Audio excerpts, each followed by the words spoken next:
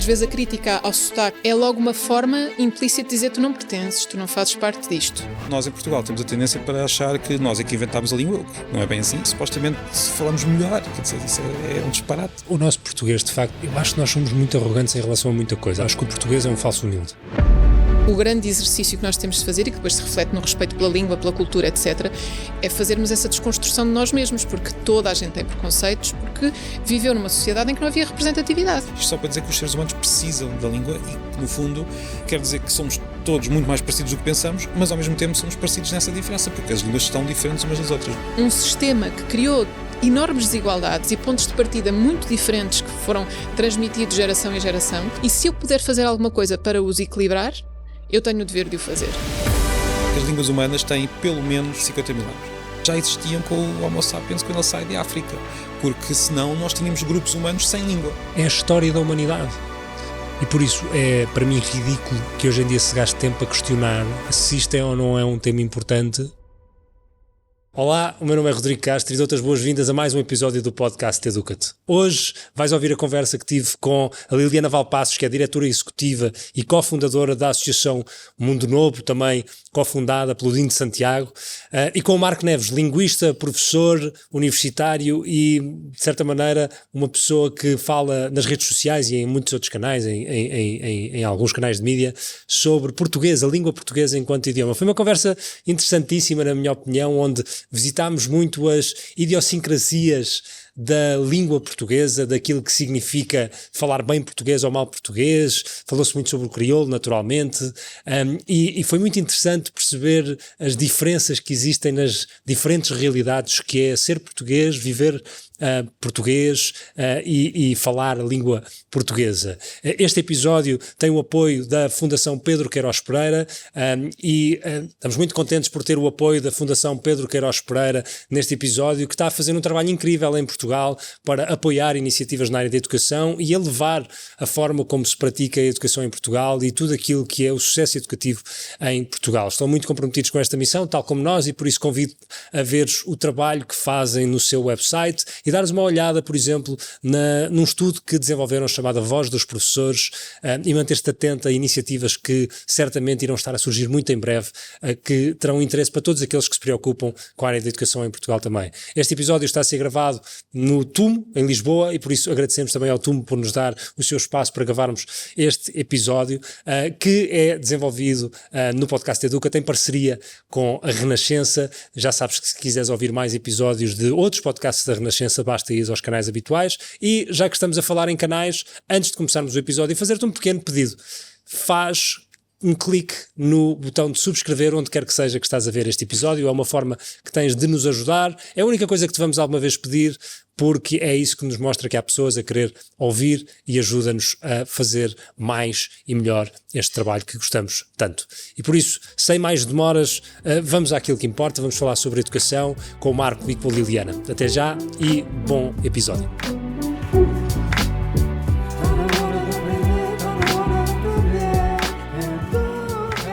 Mas podemos começar agora. Agora literalmente já está. Ou seja, estávamos agora a dizer que não tínhamos tido... Estávamos a falar de futebol e de relatos da bola. Eu fiz aqui a minha tentativa de imitar Era Jorge Prestrelo?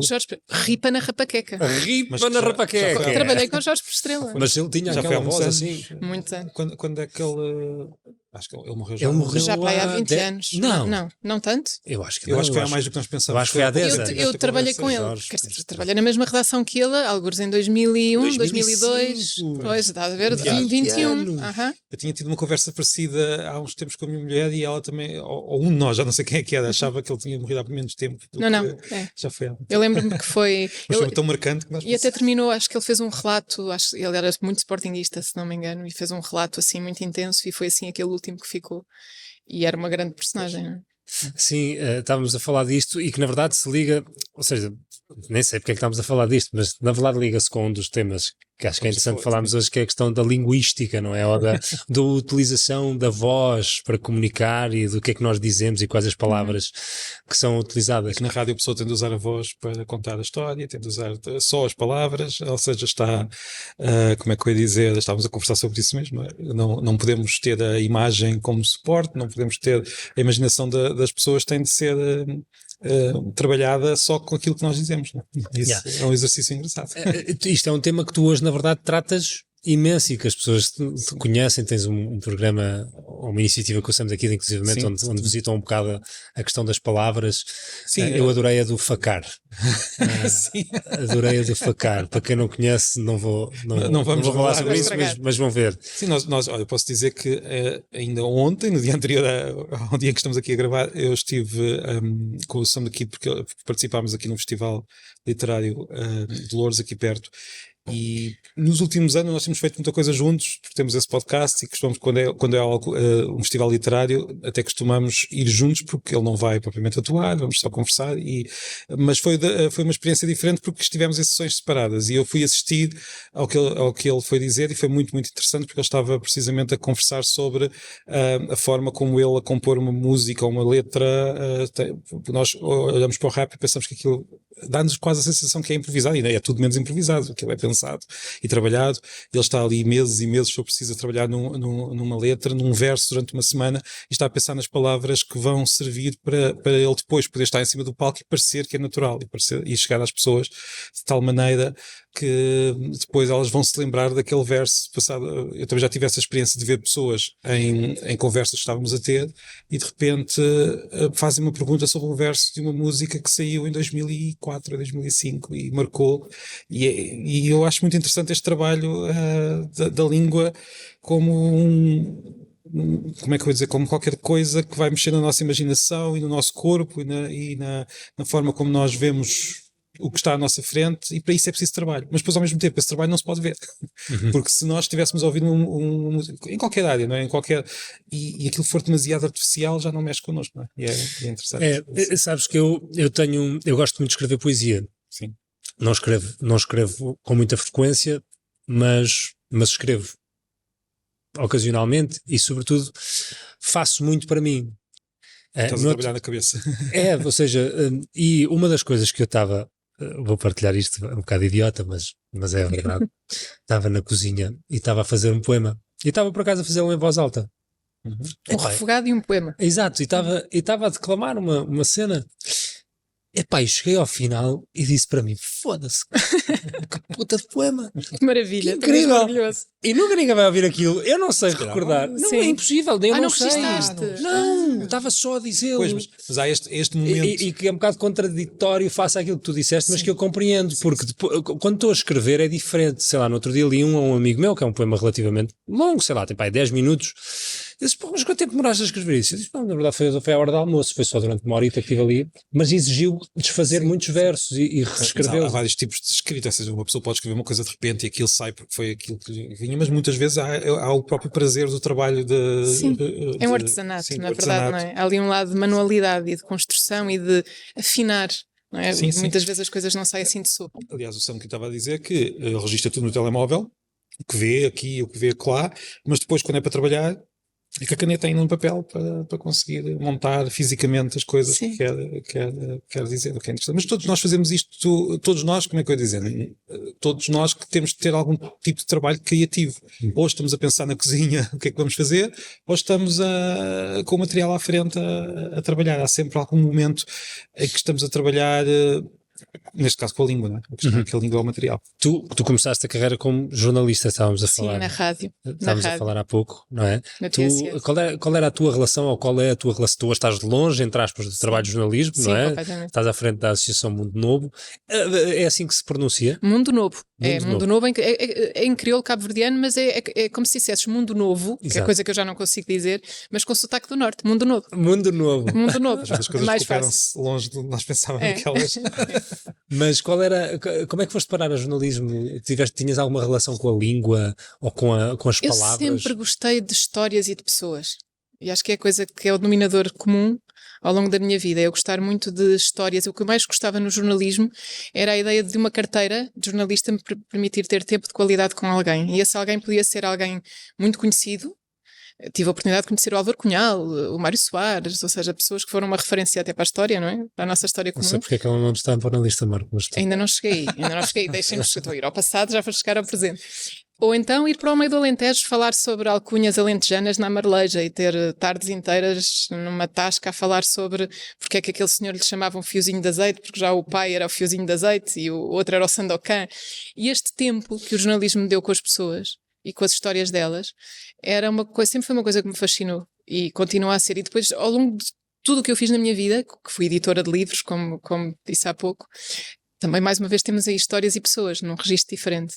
E curiosamente em comum, porque editaste um livro da Filipa Jardim da Silva, estavas a dizer que esteve aqui e que é amiga. Entre outros.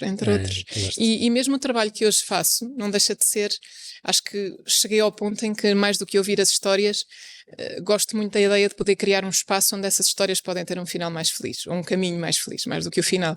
E não deixa de ser um contacto diário, que neste caso com jovens, em que nós tentamos perceber como é que os podemos ajudar a chegar à vida adulta com um projeto de vida sólido e com uma visão sobre eles próprios muito mais positiva e muito mais livre dos estereótipos e dos preconceitos que a sociedade lhes impõe. E, portanto, são histórias e pessoas e histórias, às vezes com microfone, às vezes numa associação. É muito interessante. Posso perguntar à associação qual é que é o objetivo? Ou seja, nós criámos a Mundo Novo, nós trabalhamos com jovens entre os 14 e os 18 anos, que é uma faixa particular. Sim. E o nosso grande objetivo...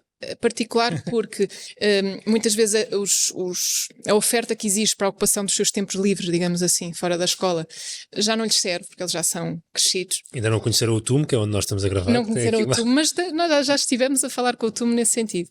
E depois, mas ainda estão numa idade em que estão ali numa fase de alguma afirmação, de alguma tomada de decisão sobre o seu futuro escolar, por exemplo, e muitos perdem-se desviam-se daquilo que devia ser até o seu caminho natural, o caminho da sua vocação. Portanto, o nosso trabalho, que é inspirado numa metodologia americana, que nós fomos, quando digo nós, foi o Dino Santiago e eu fomos buscar ao Harlem, a Nova York, que é a Brotherhood Sister Soul, que é uma organização que tem mais de 30 anos e que tem resultados muito interessantes sobre a forma como acompanha os jovens, e eles começam até mais cedo, desde os 8 anos, para a vida adulta.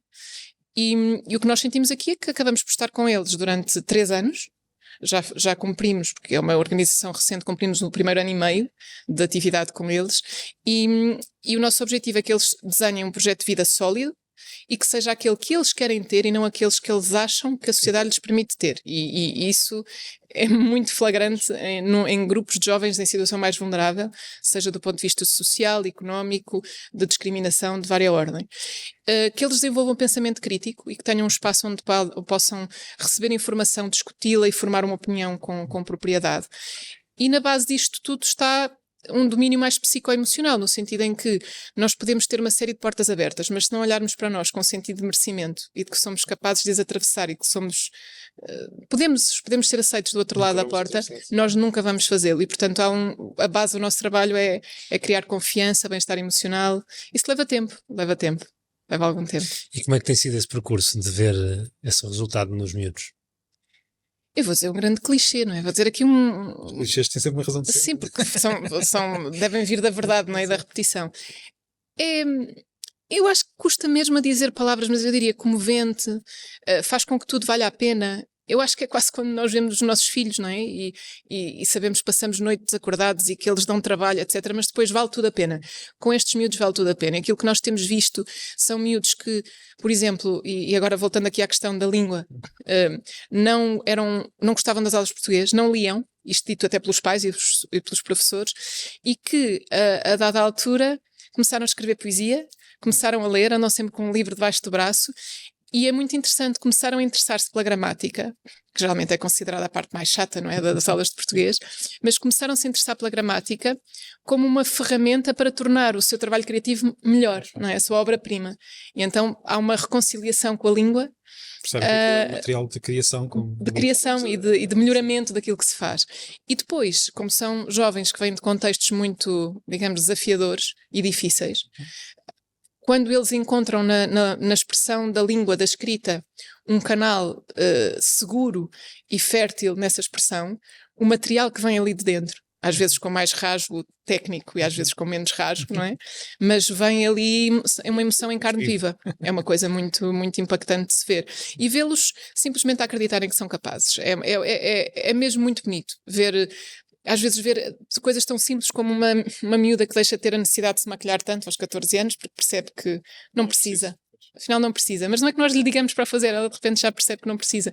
Ou alguém que não queria ir para a faculdade e já discute com a mãe qual é o curso que deve tirar. Isso são coisas que não têm preço. Usando também um clichê, no fundo mas neste caso muito literal, não diria a palavra, não quero usar literal, é mesmo aumentar os horizontes da pessoa, né? Portanto, poder ter outros horizontes. Aliás, uma das nossas miúdas dizia isso exatamente, que é, eu já tinha um caminho, agora tenho mais caminho, mais liberdade de escolha. E a liberdade é uma coisa que vem do contexto, muitas vezes. Nós podemos achar que somos livres e que somos capazes, mas se o nosso contexto for adverso e se a vida inteira nos provou que nós não devíamos estar ali, nem merecíamos estar ali, é muito difícil tu considerares todas as opções. Marco, eu tenho uma pergunta para te fazer e não me vais levar a mal. Quer dizer, se levares, levas. Peço desculpa desde já em avançado. Tu lecionas temas relacionados com tradução. Também, sim. Eu nunca percebi como é que alguém tem interesse por uma coisa como tradução. E gostava muito de perceber. Porque, como não? Porque imagina, se calhar é só porque eu sempre utilizei o Google Tradutor para fazer traduções para línguas que eu não percebia, mas alguém teve de fazer esse trabalho também do Google Tradutor. Verdade, mas é uma pergunta sem maldade, é uma pergunta com uma genuína curiosidade, que é como é que alguém tem interesse pela área da tradução e de repente como é que tu hoje também utilizas isso como se calhar um veículo para ter chegado a um lugar onde trazes a palavra no seu sentido literal para um projeto que toda a gente, ou tanta gente hoje em dia segue. Antes de responder, tenho já de dizer que tinha aqui uma pergunta no fundo sobre línguas que tem que ver com o crioulo, mas isso já pergunto. É só para não me esquecer, ficou aqui como... A Ana está a pensar, porra, mas eu não sei falar crioulo. Até sei dizer algumas coisas, estou a ter aulas. Eu tinha uma pessoa perto acima da família que também dizia-me assim, como é o carabou? Entretanto, acho que não acho que não está muito bem dito, mas que supostamente significava qualquer coisa como come e cala-te.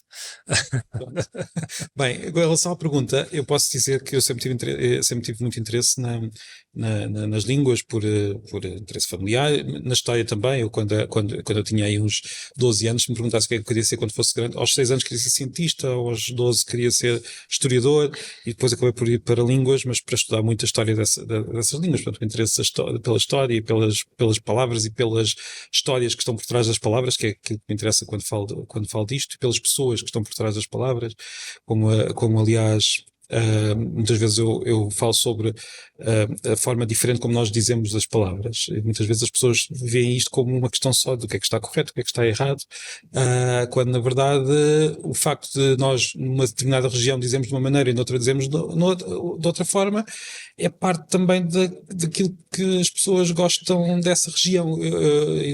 Uma comparação que posso dar é nós gostamos da maneira como víamos as pessoas vestidas na nossa terra, vestiam-se de maneira se calhar um bocadinho diferente, hoje já não, hoje já está tudo mais uniforme, mas a certa altura havia formas diferentes de vestir em regiões diferentes, e isso mostrava-nos o sítio de onde nós éramos. E eu sei que isto não tem nada a ver com tradução, mas tem.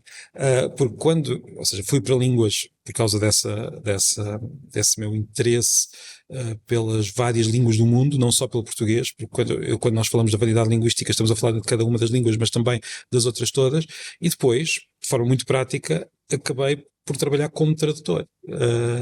E foi nessa parte prática, se calhar, quando eu acabei o curso, me dissesse, tens algum interesse particular pela tradução enquanto atividade, eu se calhar dizia que não, é a minha atividade profissional, porque foi aquela atividade que acabei por realizar com aquele curso que tinha. Mas ao ser tradutor, começamos a ver coisas muito interessantes nas línguas, começamos a ver o avesso das línguas, começamos a ver como... para lá daqueles clichês, usando outra vez a palavra clichê, a saudade é intraduzível, quando na verdade não é. A saudade até é bastante traduzível, precisa trabalhar um bocadinho mais nisso. Mas começamos a ver como as línguas são diferentes de forma muito particular em coisas banais. Como se eu disser um café em Portugal, o que é que a pessoa pensa? Quando eu digo a palavra café, o que é que vocês pensam? A primeira coisa que vos vem à cabeça? Que nós estávamos aqui a tomar. Um expresso, uma bica, um cimbalinho. O próprio espaço. O café, espaço. Né? Mas sim, mas é uma chávena pequenina, um café muito forte, o expresso, no fundo, nós sabemos. Mas se eu perguntar em inglês o que é um café, se calhar a primeira coisa que lhe vem à cabeça, um coffee, vamos usar a palavra inglesa. Não é isto, não é um expresso, é um copo maior, e não é certamente o espaço. Não, e nós fomos enviesados porque temos uma chávena de café à frente e acabámos de ler, mas porque poderia ser um espaço, um café. Sim. Mas mesmo se não tivéssemos, eu acho que a primeira imagem que nos vem à cabeça para um português será uma bica. Uma bica, sim.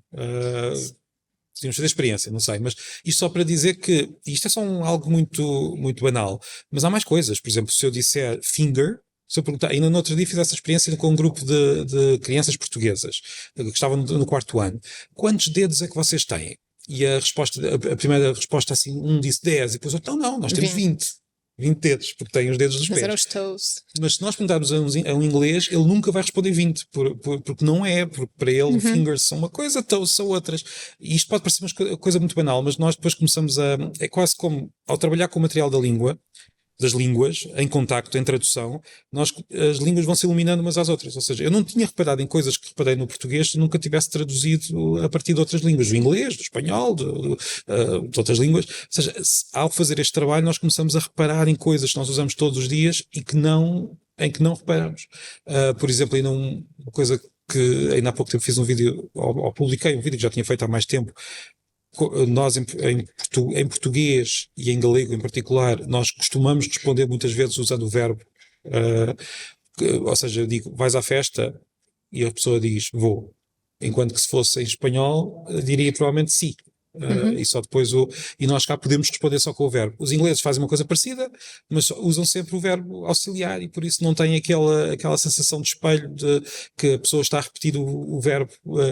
E isto pode parecer algo, mais uma vez, muito banal, mas leva-nos a reparar um pouco melhor nesse tal material, que depois também é material artístico e material de identidade e também material depois de comunicação. E há uma dimensão emocional enorme nessa tradução também, ou seja, além dessas questões mais quase técnicas de perceber as equivalências, um tradutor, e às vezes há tradutores que são especialistas em determinados autores, porque já entraram numa determinada dimensão emocional e num mundo emocional que precisam... Cá em Portugal, infelizmente, não é assim tão comum. Por exemplo, temos o Murakami, acho que, e depois para um editor ter um bom tradutor ou um mau tradutor é água ao pé de vinho. E eu tenho um histórico de erros de tradução, ou seja, já tive pessoas a beberem Viúva Clicquot, já tive pessoas com o cabelo amarrado por uma cicatriz. Portanto, e depois tu começas a ver a tradução e a partir do momento em que há um momento em que a tradução não é bem feita, depois em causa tudo. E então o trabalho de rever uma tradução consegue ser das coisas mais penosas que há na vida. É o que acontece também com as legendas, porque as legendas muitas vezes são más, é verdade, mas muitas vezes até podem não ser más, mas temos ali uma legenda no início que não nos cai bem, nós a partir daí já desconfiamos de tudo. Porque a tradução tem este problema. Se nós estivermos a ler um livro traduzido e não gostarmos do livro, vamos pôr aquilo que não gostamos no saco do tradutor. Do tradutor. E aquilo de que gostamos em geral vai para o saco do autor. Por acaso eu não concordo, porque eu não tenho esse disjuntor ligado. Achas que estás a ler o autor? Imagina, esse livro que tens à frente por acaso é um ótimo exemplo, porque essa edição do não sei qual é a tradução para português, o livro do Imperador ou qualquer coisa assim, não é, mas que é o livro do Marco Aurélio. Aparentemente é uma edição que foi muito bem conotada pela qualidade da tradução. Foi feita.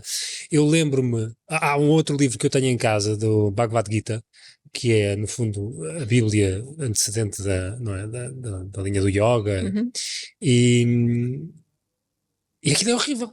É horrível, pá. Aquilo não só está mal. Está mal, tá mal. Não, não, mas se calhar tens razão. Se calhar tens razão.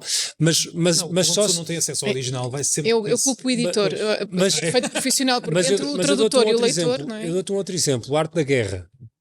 A Arte da Guerra tem N edições daquilo, e se tu não tiveres consciência, que eu acho que a maioria das pessoas não tem, que é uma tradução do original, que é uma tradução de um original que não tem, por exemplo, este livro. Não é? Os Diálogos de Platão. Tipo, isto é escrito 300 anos antes de Cristo, por isso nós estamos a ler isto e estamos a achar que estamos a ler um livro qualquer que foi editado em 1980, exatamente, o Malcolm Gladwell. E não, isto é um livro que tem, isto é uma obra que tem 2300 anos, por isso... O original, há pessoas que sabem grego antigo, não é? E que conseguem ler, mas mesmo que eu diga, às vezes as pessoas têm a sensação de que a tradução, e eu sei que não estás a dizer isso porque se calhar já tens uma noção da tradução diferente, mas a maior parte das pessoas pensa, estou a ler a tradução e eu gostava de ler o original. Claro, eu acho que todos nós gostávamos de ler o original, mas a tradução na maior parte das vezes está a aproximar o original do leitor, mesmo se o leitor até souber. O que é que quer dizer com isto? Um leitor atual de Shakespeare inglês vai estar mais distante do texto que está a ler do que nós a ler a tradução.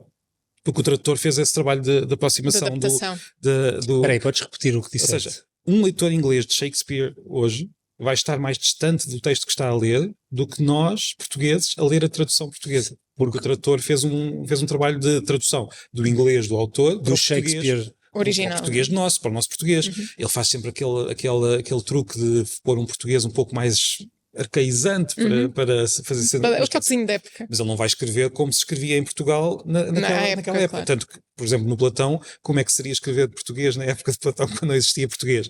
Portanto, a tradução aproxima, na maior parte dos casos, aproxima o texto do leitor, mesmo quando o leitor, na teoria, até saiba a língua. Eu não sei se isto não fica uma grande embrulhada. Estou a pensar, por exemplo, nos livros mais recentes do... Mas aí os mais recentes é outra coisa. Não, mas do Stephen Fry, em que o gajo escreve alguns livros de mitologia grega.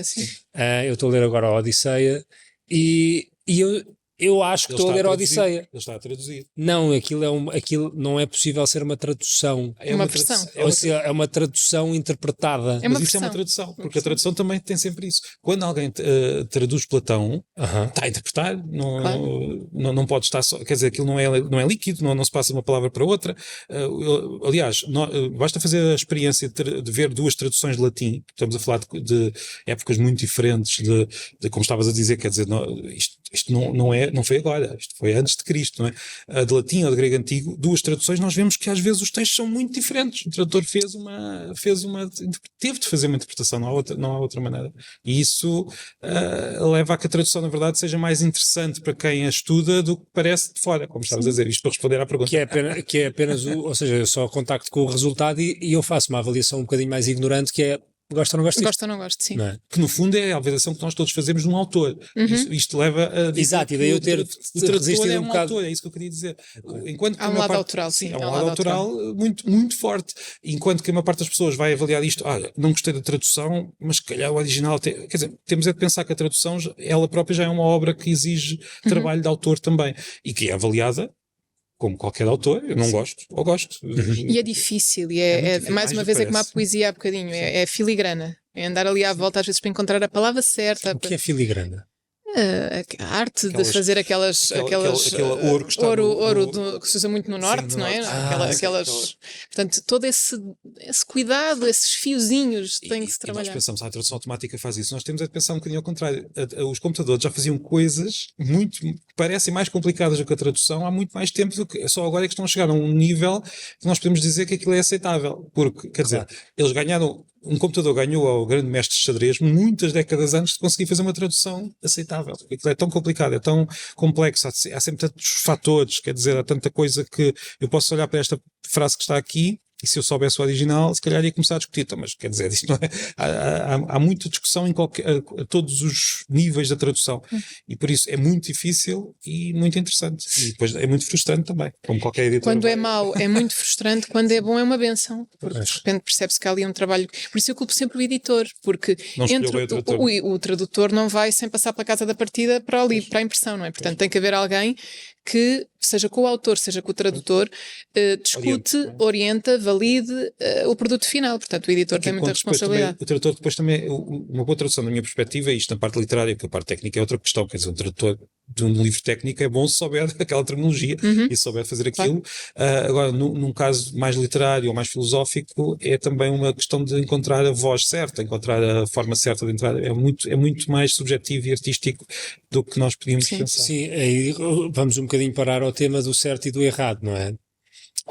Que é algo que... Linguístico ou o que é que nós estamos a falar? E que o Marcos estava a falar há pouco, não é? Do que é certo dizer, por exemplo, a minha avó os meus avós são de Trás-os-Montes e do Minho. Portanto, ali aquela zona muito próxima de Espanha.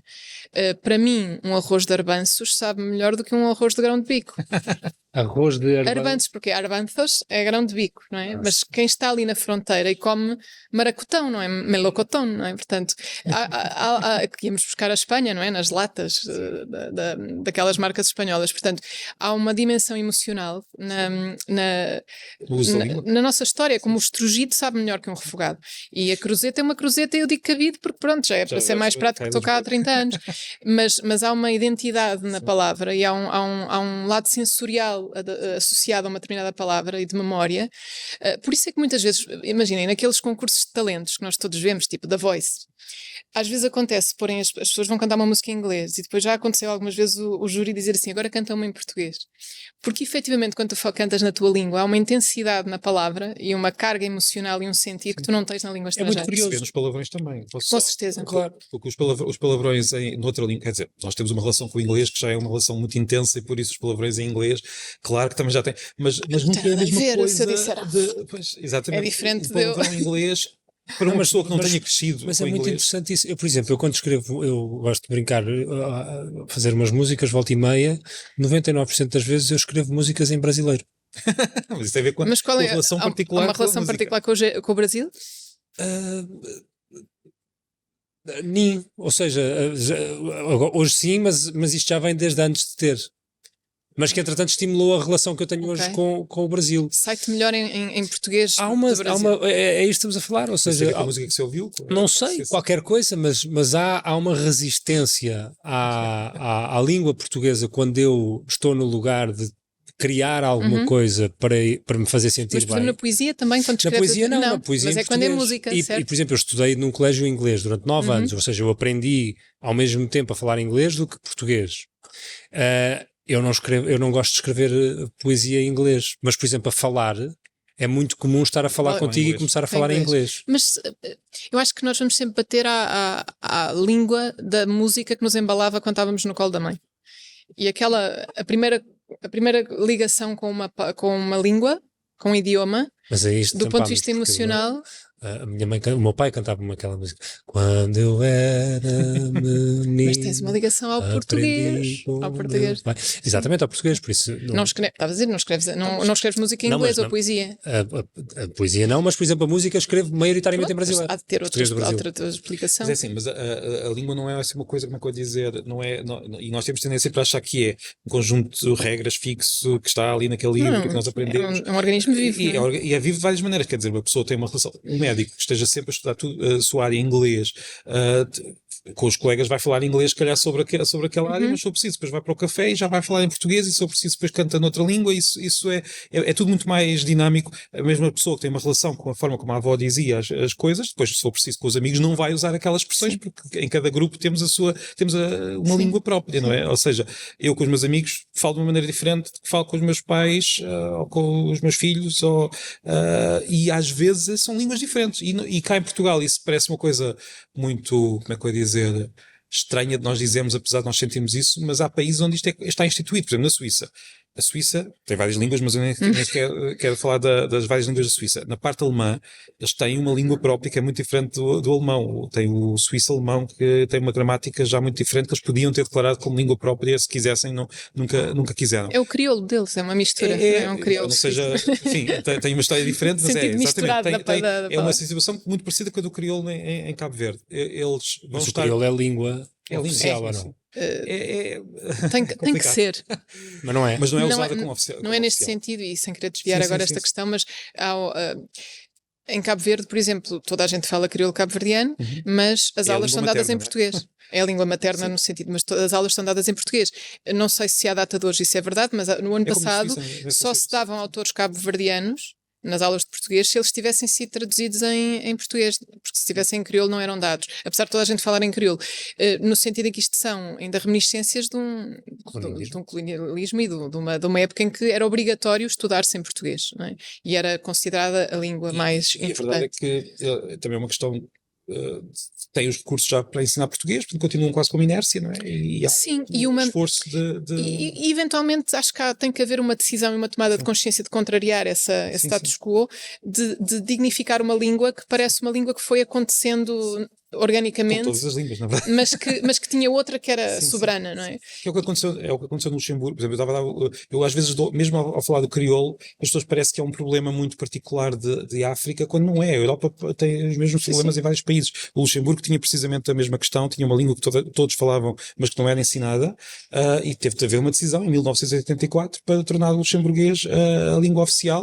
Ainda não chegaram ao fim do processo, o alemão ainda é usado no primeiro ciclo porque tem os recursos em alemão, mas deu uma dignidade à língua que, ao contrário do que se pensava, não como é que eu ia dizer? Porque às vezes as pessoas pensam, então quer dizer que vão abandonar o português, no caso dele. No caso do Luxemburgo, o que acontece é que eles todos sabem luxemburguês, sabem alemão e sabem francês, que ainda por cima era a língua também jurídica, e ainda sabem muitos deles português, não é? Um terço deles sabe português. Portanto, no caso de Cabo Verde, a boa saúde do português em Cabo Verde, isso, na minha opinião, exige que o crioulo venha a ser muito mais bem dado. Claro, sem dúvida. Nós, por exemplo, fomos com o Banco de Portugal e também com o Banco de Cabo Verde, organizámos a produção e a distribuição do Manual de Literacia Financeira para crianças em crioulo cabo-verdiano. Quando na escola os manuais não são em crioulo cabo-verdiano e, portanto, só isso já era uma forma de não só reconhecer o valor da língua, mas também a ideia de que se eles levarem este livro para casa, eles vão conseguir discutir e até ajudar os pais nessa mesma literacia, numa língua que lhes é familiar no sentido mais literal do termo. Já vi pessoas a perguntar, então mas valia investir no português, quer dizer, o português é que é a língua que lhes vai... mas isso é a mesma coisa para dizer aos portugueses, olha, mais valia que os miúdos aprendessem inglês na escola, porque não é a língua materna. Porque há aqui uma questão que me parece ser muito relevante, que é a questão identitária, que é uma luta com a qual nós todos lidamos às escuras, não é? Que é quem sou eu, qual é o meu lugar no mundo, não é? E de uma maneira ou de outra nós não nos conseguimos desvincular de onde nós vimos, não é? Vocês sonham em que língua? Essa é interessante porque... Às vezes eu sou em português, claro, mas não é só em português. Dependendo das fases da vida, mas por exemplo eu lembro-me do meu irmão falar sobre isso quando foi viver para a Inglaterra, que é o momento em que eu sei que o meu cérebro mudou foi quando o meu cérebro passa a sonhar em inglês. Sonhar em inglês. Mas no caso dele ele estava a dizer... Eu sei que sonho, às vezes noutras línguas também lá está, eu sou tradutor, enfim, mas eu sei que sonho porque eu às vezes acordo a pensar, eu estava a falar muito bem francês. Lindamente perfeito. Eu não sei falar assim. Isso não me acontece nunca. Mas eu sonho muito bem em francês, falo muito bem francês, que é uma língua que eu não consigo falar bem quando estou acordado. Assim é que é bom sonhar, nós projetamos, não é? Projetamos aquilo que eu estava convencido que estava a falar bem francês. Isso é como o efeito do álcool. Sim, eu não quis dizer, mas há um efeito bebes umas cervejas e ficas a ficar...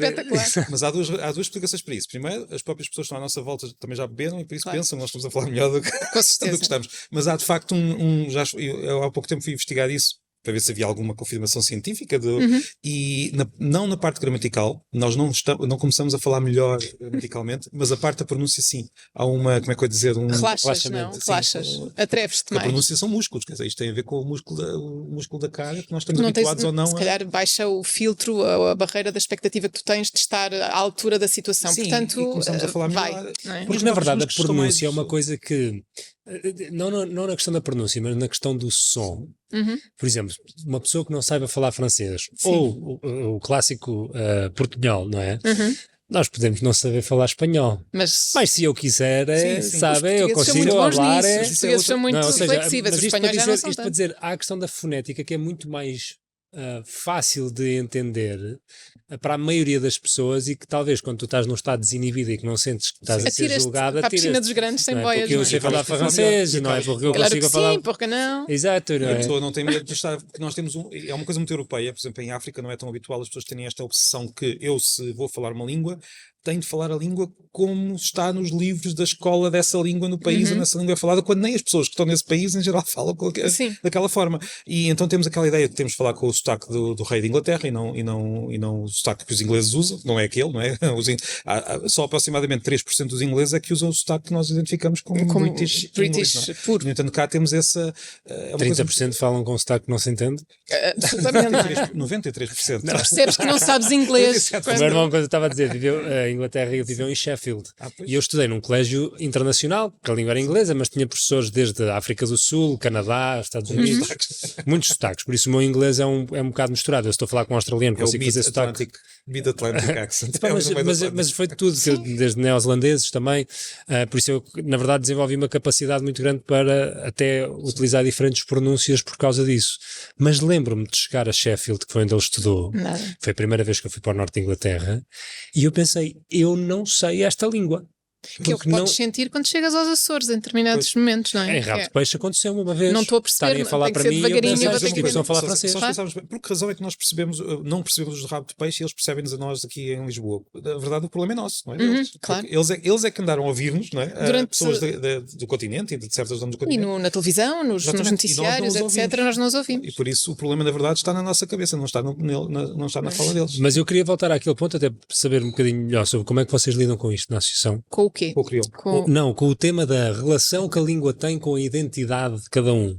Porquê? Porque se tu lidas com miúdos que efetivamente foram privados ou de sonhos ou de capacidade para realizar alguma ação porque não tiveram o contexto ideal ou não é, que os permitiu desenvolverem-se nesse sentido, o que é que vocês, ou o que é que tu sentes, ou o que é que tu vês, né, no teu caso, da importância de não despir cada indivíduo da sua identidade e de lhes permitir o espaço para ele ser quem é, mesmo com as suas diferenças de língua e tudo mais? Eu acrescento a questão do crioulo, ou seja, se a associação tem alguma questão, ou seja, se ensina, se não ensina, se...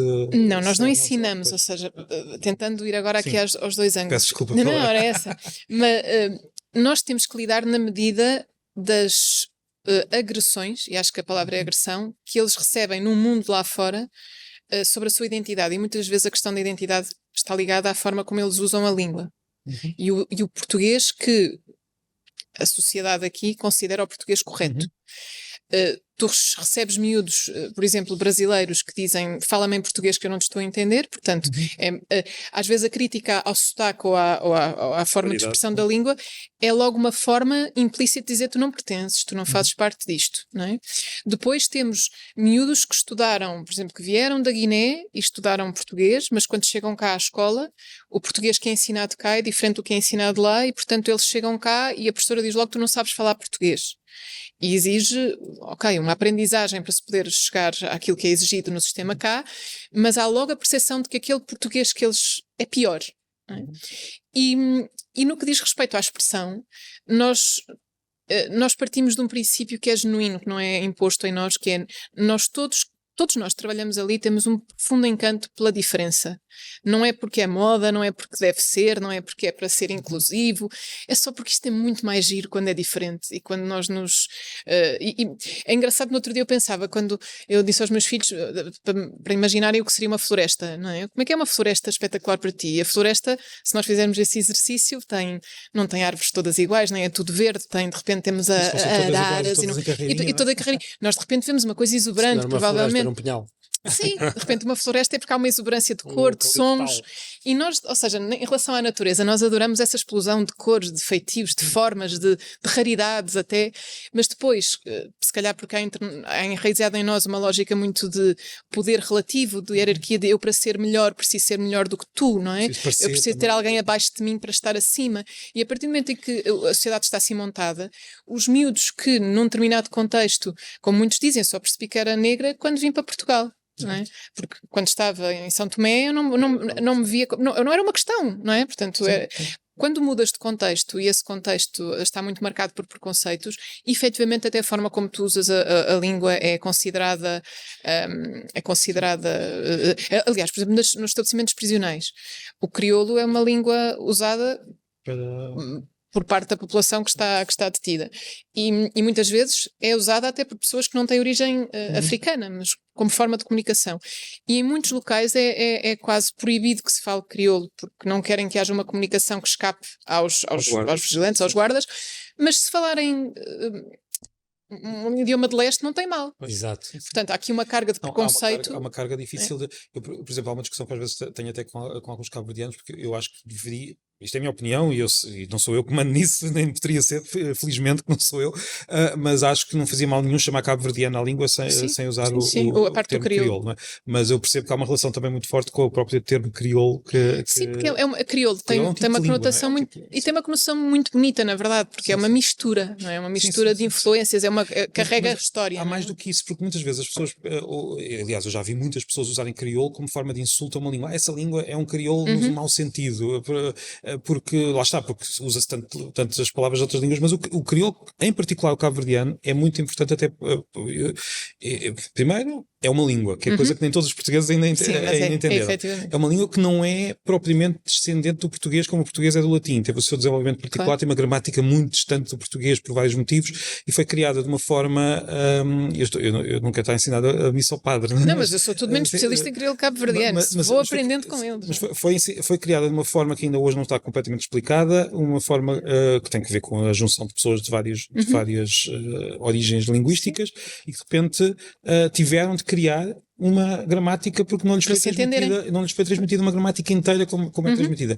E ao contrário do que se possa pensar, criaram essa gramática. Houve gerações que criaram uma gramática muito bem definida, muito diferente da portuguesa, portanto aquilo não é português diferente, e só para acrescentar, há um mistério que há várias opiniões sobre aquilo que eu vou dizer a seguir entre os linguistas, portanto há vários, eu tenho a minha, mas há várias perspectivas.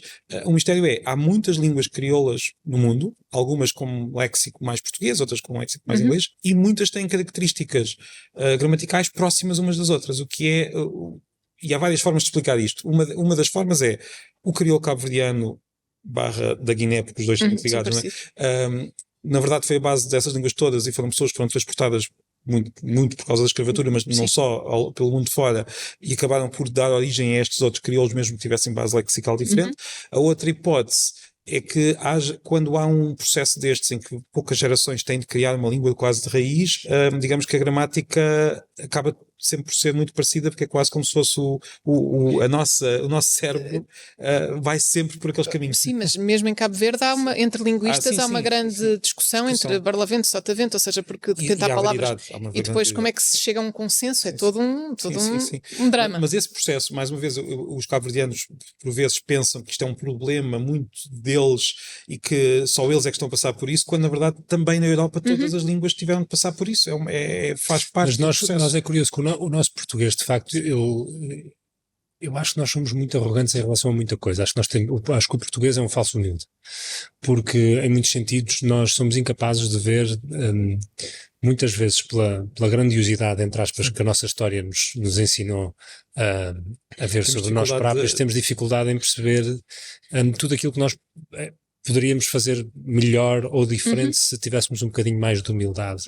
Acho que a história, por exemplo, com esta questão da escravatura e da colonização, eu sinto-me muito fraudado em relação àquilo que eu aprendi na escola. Sinto-me enganada. Muito enganado, não é? A questão do Brasil, quando eu comecei a compreender a história do brasileiro sobre aquilo que é a história e geografia do Brasil e o papel dos portugueses nisso, é muito diferente da história dos descobrimentos. E mesmo a questão da língua, bem, mas isso falamos depois.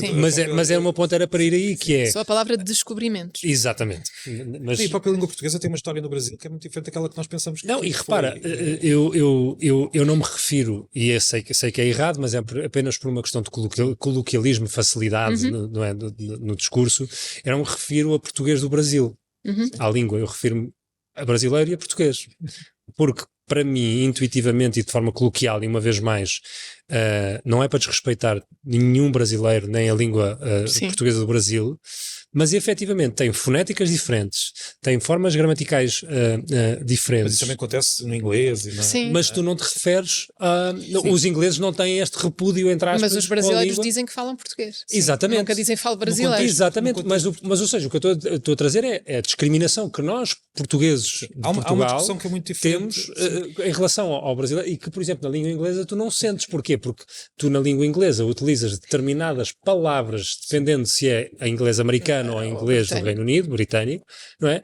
E é um dado adquirido, aquilo não é objeto de discriminação. Sim, o português tem uma história a discussão do português / brasileiro, no sentido em que há uma parte dos brasileiros, mesmo na área da linguística, que acha que o Brasil deveria declarar que a língua tem o nome brasileiro, e isso seria possível politicamente, é uma decisão política. Mas normalmente a discussão é ao contrário do que acontece em Portugal. Em Portugal, este uso é muitas vezes discriminatório, no sentido de dizer, eles já não falam o que eu falo, isto é uma coisa diferente, eu não quero que se quer identificar-me com esta forma. Isso acontece muito. As pessoas que dizem que preferem dizer que aquilo é outra língua. No Brasil é um pouco ao contrário. Normalmente são pessoas que querem valorizar o português do Brasil, que acabam por achar que poderia ser uma nova língua. Mas, em geral, eu diria 99% dos brasileiros vão chamar português à Sim, à sem segunda. dúvida. Mas Eu vou acho que, dizer- parece-me, do pouco E entendimento que eu tenho, português. parece-me que é mais unilateral desta discriminação. Ou seja, Sim. se calhar um brasileiro dirá que se sente mais discriminado porque nós dizemos que aquilo é brasileiro do que Sim, do, embora claro, haja tal porque eu falo minoria, português. até muito na área aqui é um bocado ao contrário. Na linguística, todos os portugueses vão dizer, todos os linguistas portugueses vão dizer aquilo é português. Mas no âmbito dos linguistas brasileiros já é uma discussão um pouco mais forte, que não é da população. E porque, imagina, eu compreendo, porque se tu de facto, e é interessantíssimo quando tu começas a ver,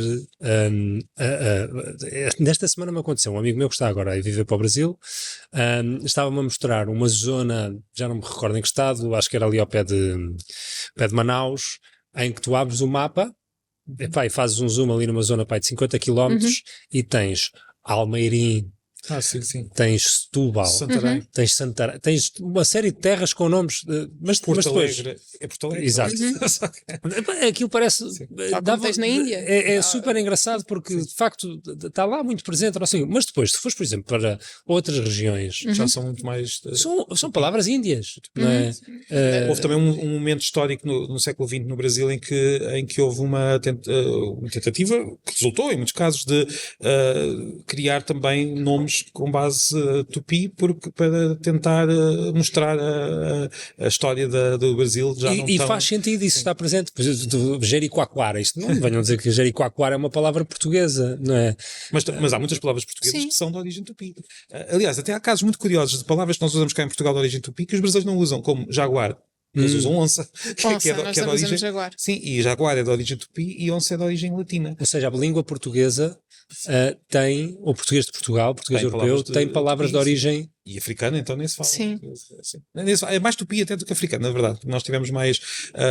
E depois temos também uma reação que lá está, muitas vezes é feia e que é difícil de aceitar, mas temos palavras de origem tupi, temos palavras. Uma das que eu acho mais divertida é piaçaba. Nós temos nas casas de banho. Piaçaba. Piaçaba Que é tupi. Queria dizer pequena vassoura, uma planta tupi, uma palavra que não se diz assim, não é? Mas uma palavra tupi queria dizer uma planta que depois Sim. foi usada para designar vassoura e cá em Portugal nós usamos só para aquela vassourinha particular. A vassourinha específica na casa de banho. Na casa de banho. E temos outras.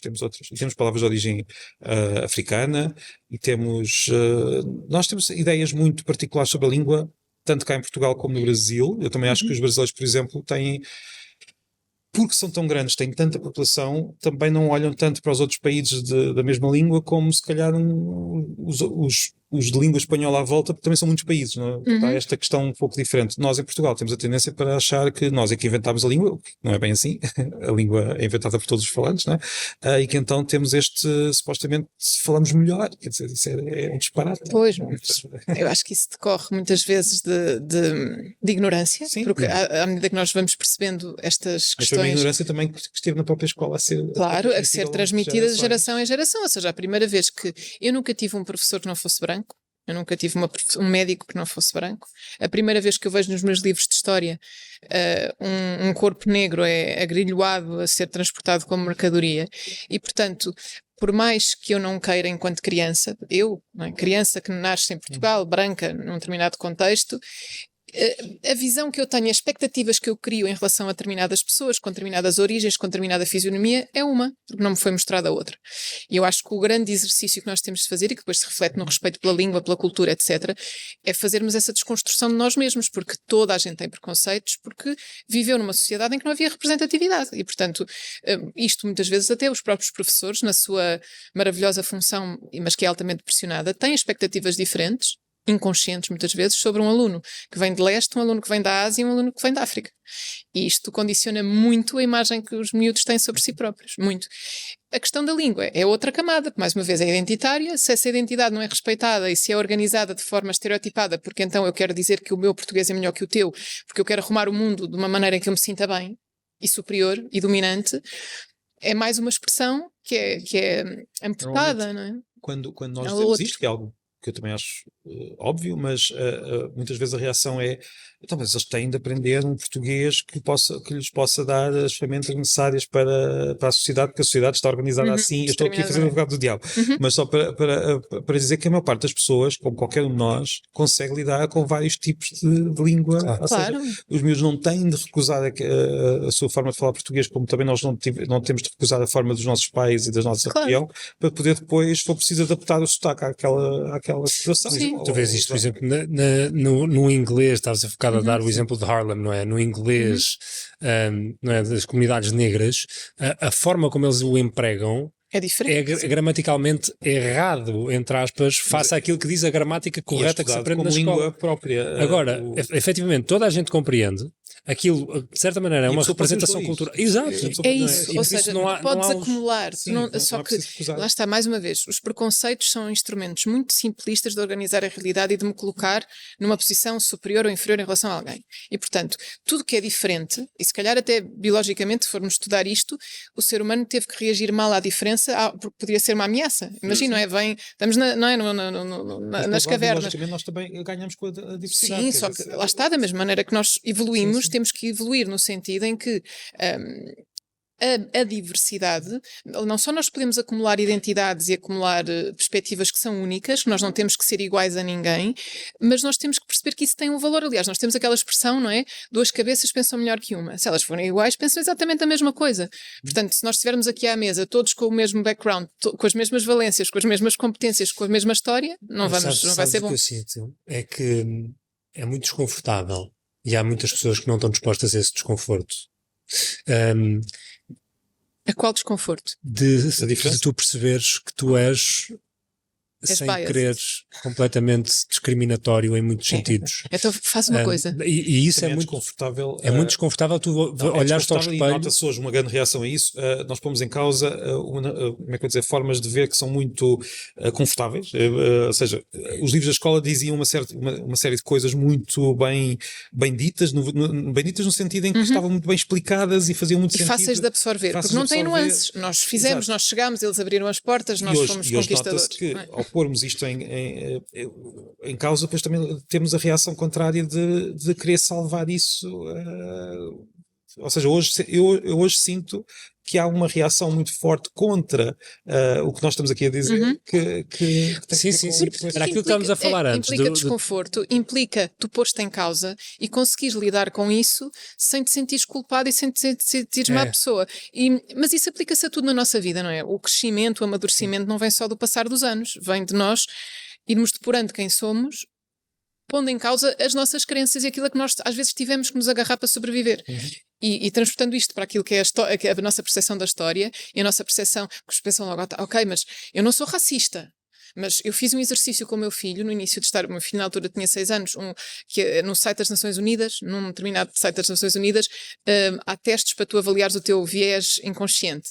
E então aparece, imaginemos a imagem de um homem negro, só o rosto, sem roupa, sem nada, e tem 3 profissões ao lado. E tu tens que ser honesto e dizer qual é a primeira profissão que tu achas que aquela pessoa tem.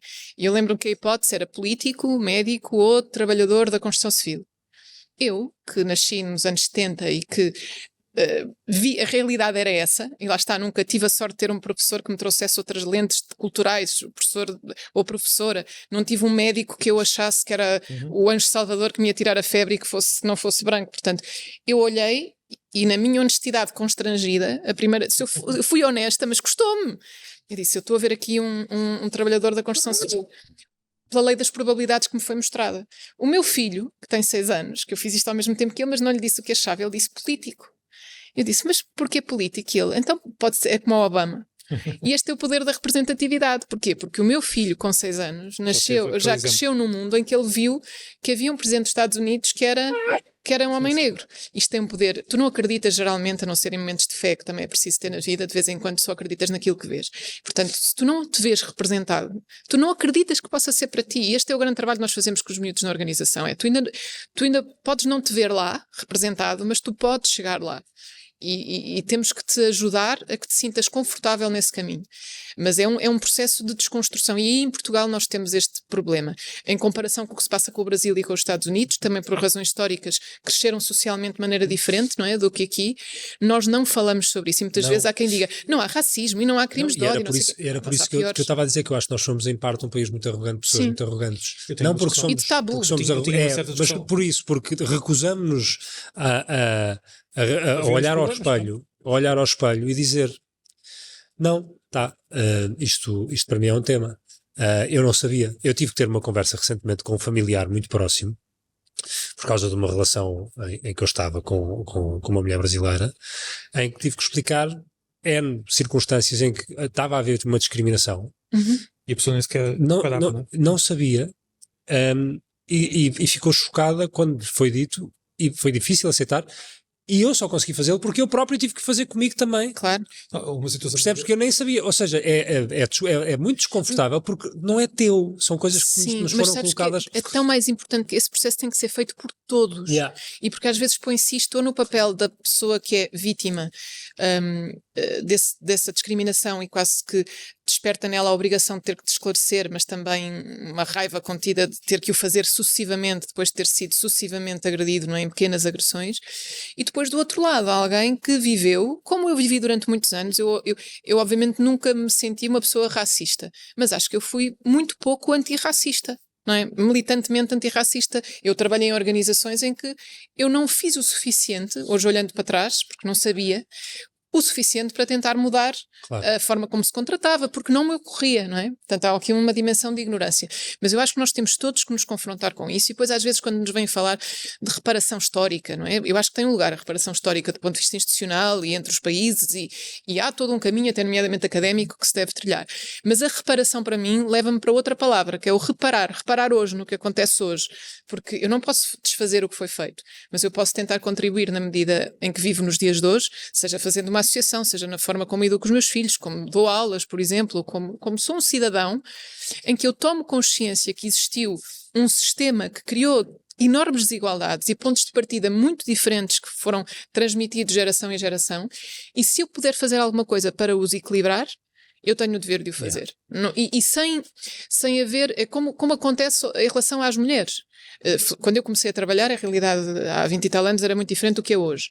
Mas durante muito tempo eu não via mulheres em lugares de poder ou como CEO de uma empresa. Hoje em dia já vejo, e se calhar a minha filha já acha que é perfeitamente possível que o faça. Sim, isto é gradual também, precisamente porque há esta representatividade que de repente começa a ser evidente que tu podes, não é? Há evidências. Mas é muito importante que a luta do feminismo não seja de mulheres, a luta racial não seja das pessoas que são vítimas do preconceito racial, se bem que eu costumo também a palavra racial, porque raça efetivamente só há uma, não é? É humana. E depois tem as várias. Mas pronto, diz-se racismo e portanto não vamos. A verdade é que essa é a tal questão, é que as pessoas. Mais valia dizermos, pronto, somos todos iguais, mas somos todos iguais. É claro. Mas a verdade é que não somos. Nós vimos de uma mesma raça, mas em divergência de formatos. Ou seja, da mesma forma que nós não temos o mesmo pai e a mesma mãe, têm filhos diferentes entre si, nós vamos saindo em formatos socialmente, diferentes. As diferenças superficiais acabaram por levar à existência de grupos que foram discriminados ou não, dependendo do. Pois, porque foram. Mas porquê? Porque já existia muita cultura e muita ciência em África quando nós chegámos lá. A ideia que nos passam na escola, que aquilo era tudo uma coisa muito pouco desenvolvida, e que nós chegámos lá e ensinámos, formámos, demos religião, demos técnica, demos ciência, Podemos dar um exemplo. E é mentira. Eu posso dar 2 exemplos que contrariam isso, que parece tão óbvio que as pessoas nem sequer põem em causa. Primeiro, há países que nunca foram colonizados. Estamos a falar, por exemplo, da Tailândia.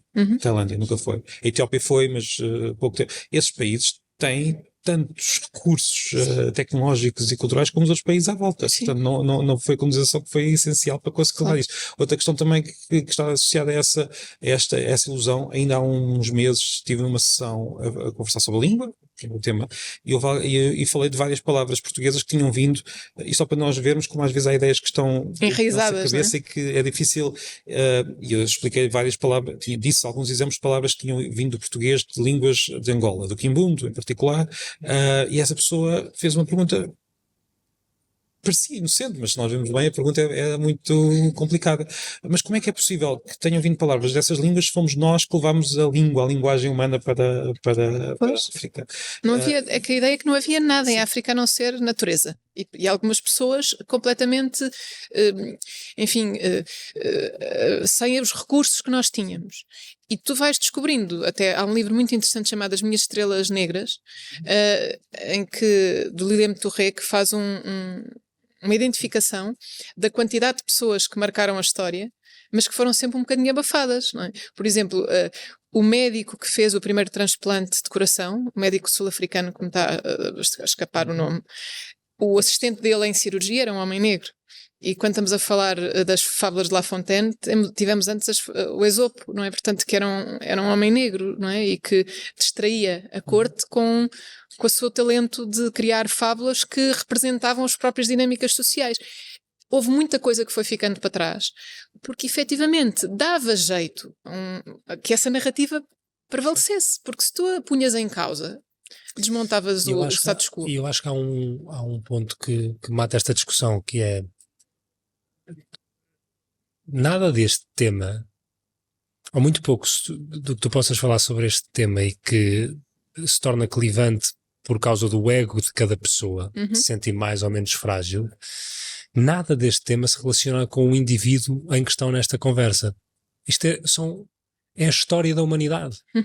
E por isso é, para mim, ridículo que hoje em dia se gaste tempo a questionar se isto é ou não é um tema importante, porque na verdade, se tu tivesse a oportunidade de definir, não é, se tu queres ou não que uma pessoa possa estar bem ou mal, à partida, por definição, quando tu vês ao mundo, a natureza determina que, sim, pá, a não ser que ela me vá comer ou matar, que é esse o meu instinto de sobrevivência, não é? Vai ser confrontá-la ou fugir. Ela que seja o mais feliz possível. Exato. Não é? Só que sabes, como dizia... E é quando tu começas a meter aqui as estruturas sociais e culturais e de egos frágeis, não é? Que determina que nós é que levamos a língua para Angola e por isso como é que é possível?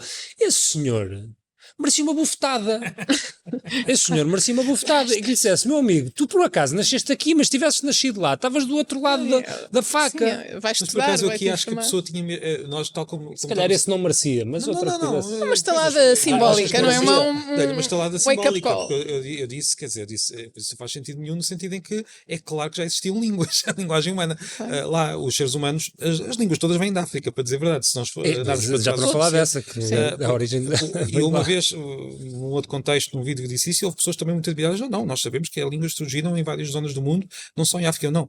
O que nós sabemos é que as línguas humanas têm pelo menos 50 mil anos. E isto é o mínimo dos mínimos, provavelmente são mais antigas. E todas elas, nós não temos o conhecimento suficiente para conseguir perceber a história de cada uma delas para lá dos 6 mil anos, mas sabemos que elas já existiam com o Homo sapiens quando ele sai de África. Porque senão nós tínhamos grupos humanos sem língua.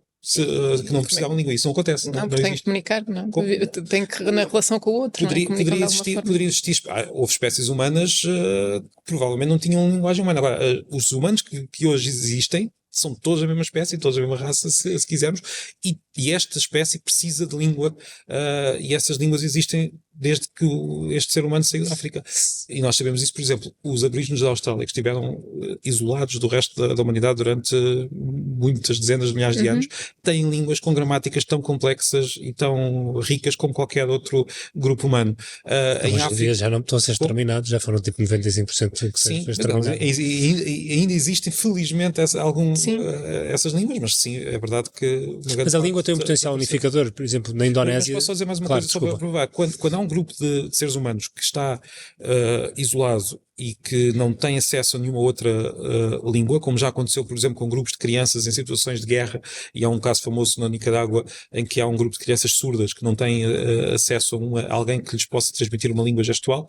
Essas crianças criaram uma língua gestual com uma gramática tão rica e que é estudada hoje e que é ensinada com professores e com gramáticas. Isto só para dizer que os seres humanos precisam da língua e, no fundo, isto quer dizer que somos todos muito mais parecidos do que pensamos, mas ao mesmo tempo somos parecidos nessa diferença, porque as línguas estão diferentes umas das outras. Sim, não são sim, e temos que fazer esse caminho de cultivar, pelo menos em nós e nas gerações que estão à nossa volta, a ideia mesmo, como falavas há pouco, a questão deste ego, desta coisa enraizada de que o que é diferente me ameaça do que o que vem, mas tem muito a ver também, agora pegando aqui na questão da educação, também na forma como tudo isto está montado.